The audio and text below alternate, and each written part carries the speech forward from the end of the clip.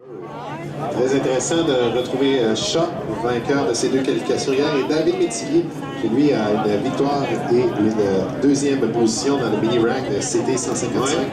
Ça serait très intéressant. Il y avait un bon écart entre les vitesses de ces deux pilotes.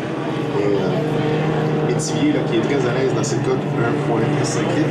Et Alexis Weber, aussi le 13 with Disaster. Elle n'a pas eu les résultats escomptés jusqu'à ce week-end. Troisième et une quatrième placière, mais c'est une pilote à prendre au sérieux dans le T55, une qui s'est jointe à la pilote de ce week-end.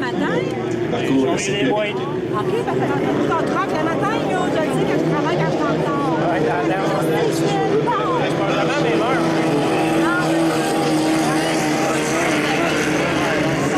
John Shaw maintenant.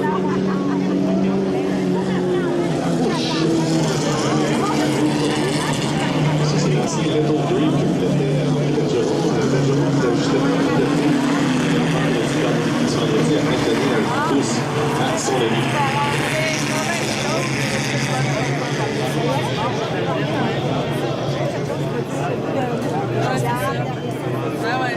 C'est parfait, un mois avant. Alors, le beau temps qui perdure et croyez-moi, on est bénis des dieux ici avant les filles de ce week-end. C'est incroyable, la chaleur est là. Très heureux dans les gradins. Ah oui, belle idée. On renvoie la même, oui. Oui, les régateux professionnels. Et on rivalise l'imagination, croyez-moi, c'est de tout côté. On a vu passer devant nous l'Astérix. Oui, Sébastien Levesque, sans sacrement. Lui, on a récupéré cette pièce hier et dans l'envolée, certaines pièces d'ancrage ont cloché. Sur le parcours. Oui, sans protection si on veut. Oui, c'est ça.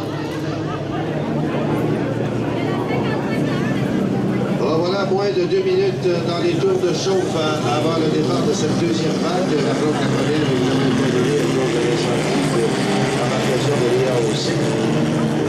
C'est bien dommage pour elle qui avait vraiment fait un week-end, et elle et sa mère d'ailleurs, qui sont les deux seuls mécanos de cette écurie. Équipe entièrement féminine. C'est bien dommage, parce que tant de travail, tant de labeur, et Carl Collin, notre collègue des buts, nous disait qu'il avait encore travaillé toute la nuit. Et deux sympathiques personnes qui sont venues de loin. dédiés à leur sport. Dans cette course, le mini-rack qui aura le corridor intérieur, c'est l'ancienne embarcation du Soresto Racing avec laquelle Mathieu Leblanc a remporté le championnat en 2011.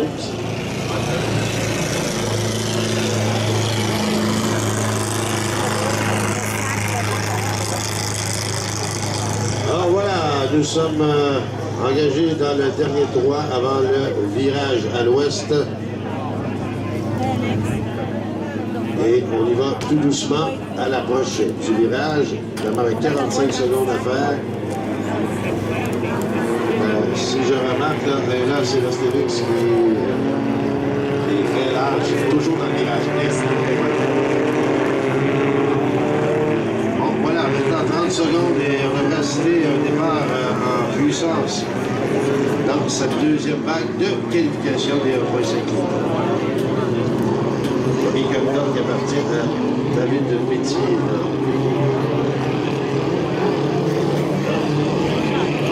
Son embarcation.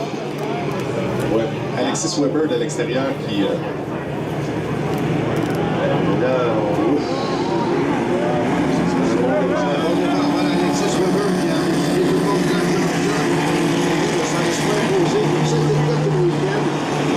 Et David Métivier qui est à l'intérieur. Comment va-t-il réagir à l'attaque de John Shaw, qui lui était positionné à l'extérieur? John Shaw qui a une poussée extrêmement forte au virage. Et on dirait qu'il n'a jamais ralenti, Jamais. demeuré extrêmement stable et sort avec déjà une bonne avance sur Métivier. Et là, l'embarcation de John Shaw là, qui est, pensez-moi l'expression, pile poil. C'est lui qui réagit bien. Remonte sur John Shaw. Avec lui, à un moment donné, Métivier, faire la puissance pour le faire.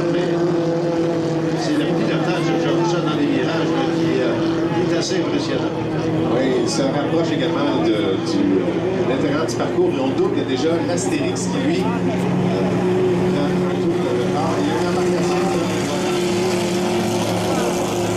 C'est Alexis Weber. Ouais, c'est bien l'impression. Oui, c'est Alexis Weber.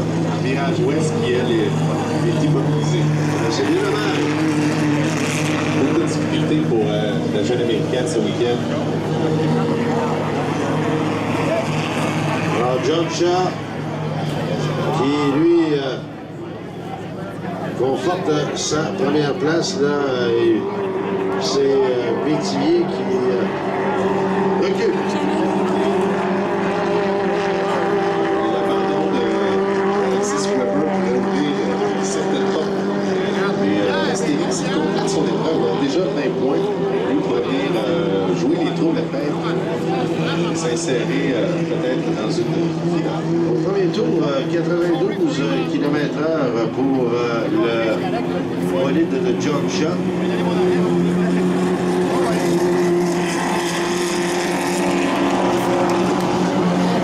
Métivier qui, lui, est bien assis sur...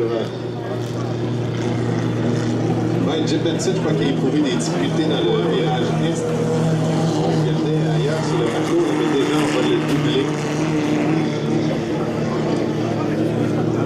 Voilà, John Shaw qui s'amène et on a sorti le drapeau jaune, bien sûr, pour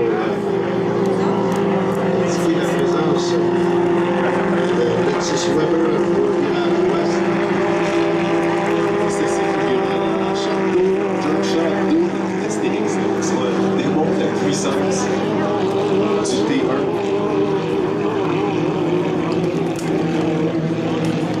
Là, attention, là. Oh. J'ai cru à un moment donné que Benson fonçait pas d'avance sur la pression d'Alexis Weber.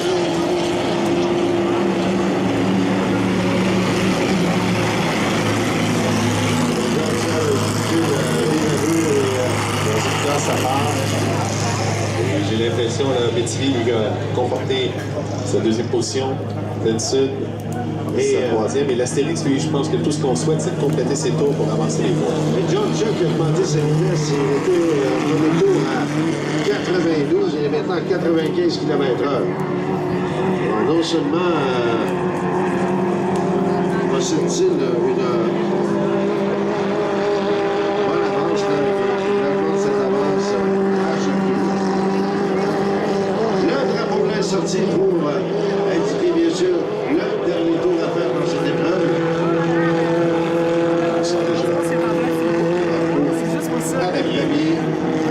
John Shaw qui l'emporte dans cette ronde de qualification. Salut la poule. On est très heureux des performances ce week-end. 3 victoires. Il semble dans une classe à part. Vraiment, ce qui lui permet de dominer, c'est la petite erreur de Lionel Richards qu'on a vu hier. Ce sera très intéressant de voir la reprise de ce duel, possiblement en finale. Et Michel, j'attire ton attention, on a eu les inscrits, ceux qui sont déjà qualifiés pour la finale 2,5 litres. Alors les 6 embarcations qui sont déjà assurées de finale, Sylvain Maheu aura le quota